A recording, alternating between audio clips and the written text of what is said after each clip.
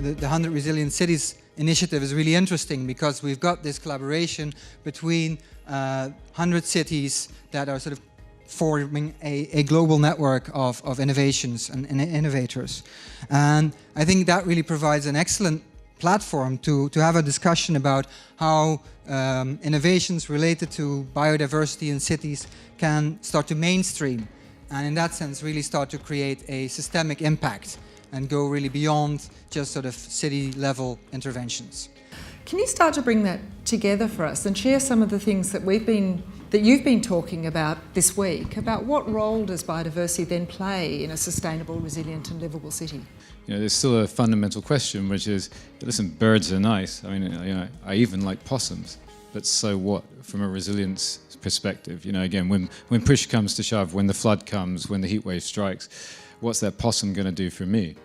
So I think, you know, it is really important to dig into that. And the reason that it actually came about is it's taken 2 years to pull this together. Actually, the original thinking came about when I had the privilege of joining Jeff and colleagues in Jeff's city of New Orleans. To get to the point, we said, you know, but we're not doing enough, we're not using nature well enough. You know, there were profound threats, and it was as we were going through New Orleans, and Jeff was showing us how this heavy use of concrete when Katrina stuck and the storm surge came through actually meant that there was just a barrage of water that actually what was meant to protect the city was essentially creating a rifle barrel for water to fire into the city.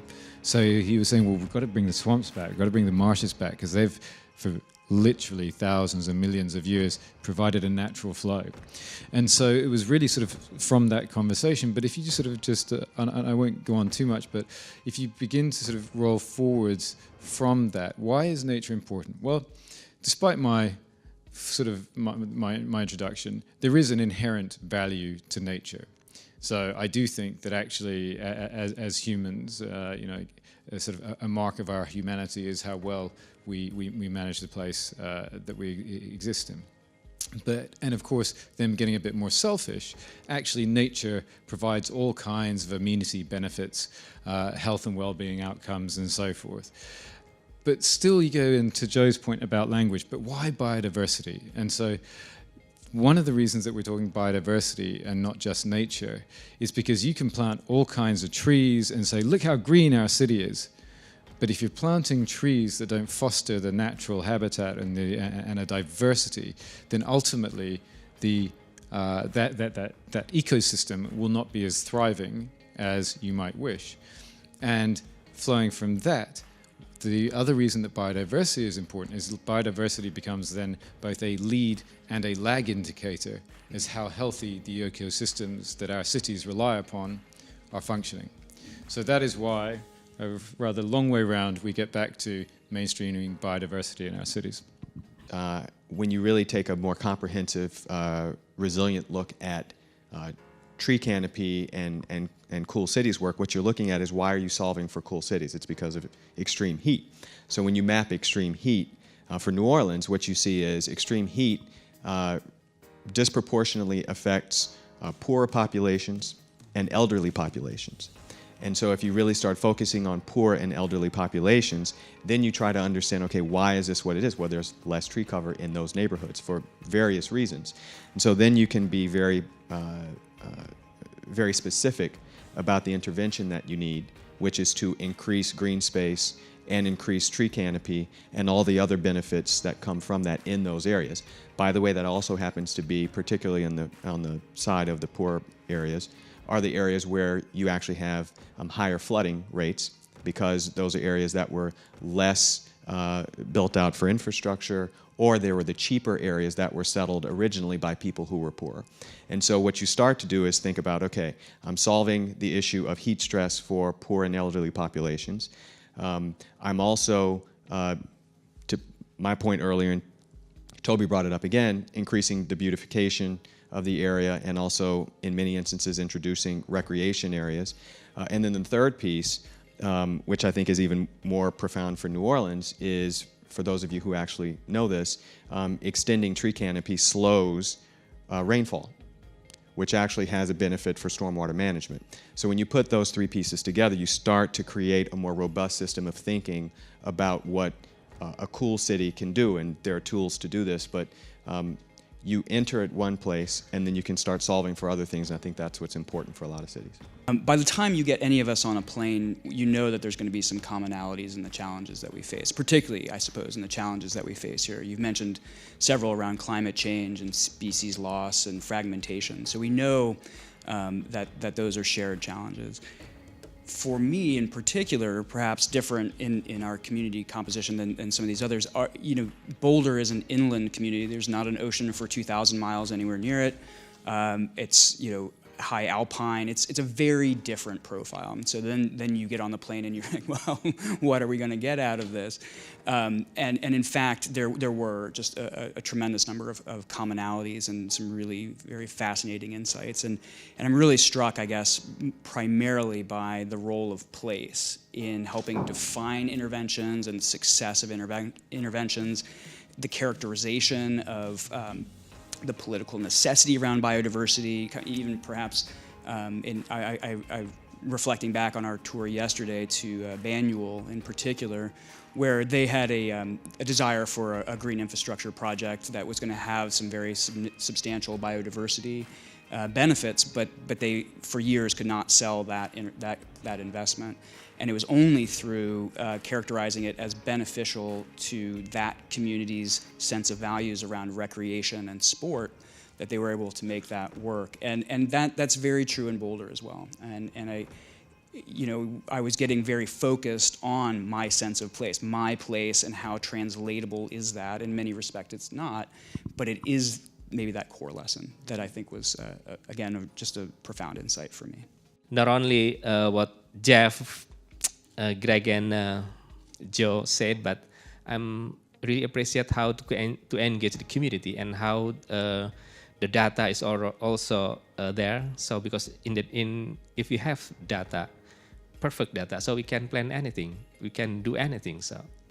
Just thinking about the week in Melbourne, I think some of the things we've seen which become very important in charting a way forward where you actually are not quite sure where you're going or how to do all that big work, all that upscaling that was also mentioned in part of the introduction, is through things like partnerships. And I think what struck me through some of the visits that we did during this week was the nature of the partnerships and the strength of many of those partnerships, sometimes across different levels of government, sometimes with NGOs and sort of conservancy type organizations.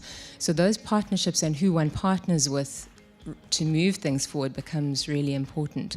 What's also struck me about Melbourne and also some of the other cities just in conversation is the extent to which there's really proactive effort to engage stakeholders. For me, that's quite interesting, coming from Durban, where often our stakeholder engagement processes are quite challenging, where what I've seen this week is many of those are very engaged, really trying to listen to people, to hear ideas and to bring that into how we think about biodiversity. If you look at our resilient strategy, and in fact a lot of resilient strategies from many of our colleagues, you will see children throughout the imagery in the book. We very consciously focused on children because when you look at the future and you look at what we have before us, if you look at climate change projections for 2050 and beyond, it is the children today that are growing up in primary school which are the ones who will be affected when they're 35 years old, when those targets that we are setting ourselves for will be taking effect. So we took a very conscious effort in thinking about focusing on children. And the way we focus on children is in the development of reintroducing biodiversity into the city. Children are a part of the educational process. So building demonstration gardens and things like that where you can engage with children. Our Children's Museum actually is moving from the CBD of the city and out into a swampland area, and they're changing their focus completely from what you see as regular children's programming in a children's museum type environment and having a focus specifically on the environment, the environmental conditions that we live with today, what they were in the past, and how that needs to influence us in the future. So I think you have both ends of the spectrum, and I think we have an opportunity I always give the example, in the US, the environmental movement around recycling started with children. It was a very conscious effort to target children in primary school at the time. They brought forms home to their parents to talk about recycling, and all that came well before recycling bins showed up and those sorts of things. And the children, me being one of them at the time, in the early 1980s, were the ones who pushed the adults into that movement in the United States. And I think that's something else we have to think about, is looking at different populations and how they can really change perspectives. And I think on both of these you can see influences that are actually reaping great benefit. You know, the short answer is I think it actually comes down to crisis. I think the moment you have a profound drought, then all of a sudden you think about regional solutions. You recognize that this is a problem well beyond your boundaries, and we've seen that in Colorado. That's generational. We've been doing regional planning around water for over 100 years, but more approximately is our pollinator decline issue, for instance, or we have this really tremendous set of invasive species that are just wrecking our forests, both our urban forests and our natural forests. And so it brings people to the table in ways that you could never have imagined before. There was simply no public outreach that would do the same thing as seeing an entire forest denuded. So that's my answer. One of the projects that we're involved in is in one of our key water supply catchments, and that has involved really a multi-stakeholder approach, because when you work at scale, it involves obviously different levels of government, but also other key players, NGOs, communities themselves, and drawing people to the table to really understand what is the issue, what do we need to be investing in, and then how do we integrate our efforts around that. So I think there's work being done, but it's quite challenging. And as soon as you scale up, as soon as you are working across boundaries, as soon as you're pulling all sorts of different people to the table, there's a whole lot of governance complexities that emerge from that. But I think more and more, it's something we just have to grapple with and work through those complexities because more and more we're going to be required to work across boundaries, across rural and urban, with people we never expected to work with before, and find ways to do that better. But there are studies, public health studies, that show the effect of beauty on health. Public beauty has a huge importance in public health, and there are some studies out of the University of Pennsylvania in Philadelphia that suggest when people are walking down a street and they see beauty, it has an effect on their heart rate and their stress, versus people in communities that frankly look terrible. It has an impact on their public health, their heart rates, their stress levels, and all those things. There's some epidemiological studies that are out there. So beauty plays a huge importance in city life, and a lot of that beauty relates to biodiversity.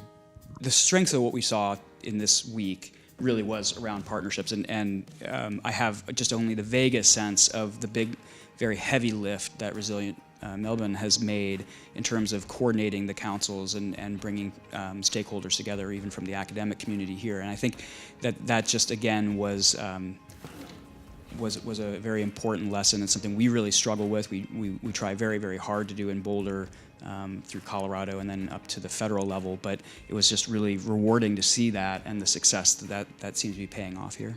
What we need in terms of knowledge from stakeholders and partners, frankly, from my perspective, is high risk tolerance. We need to be trying things that we've never tried before. There isn't any amount of data that's going to solve our problems. There is just an opportunity to explore and take a leap together.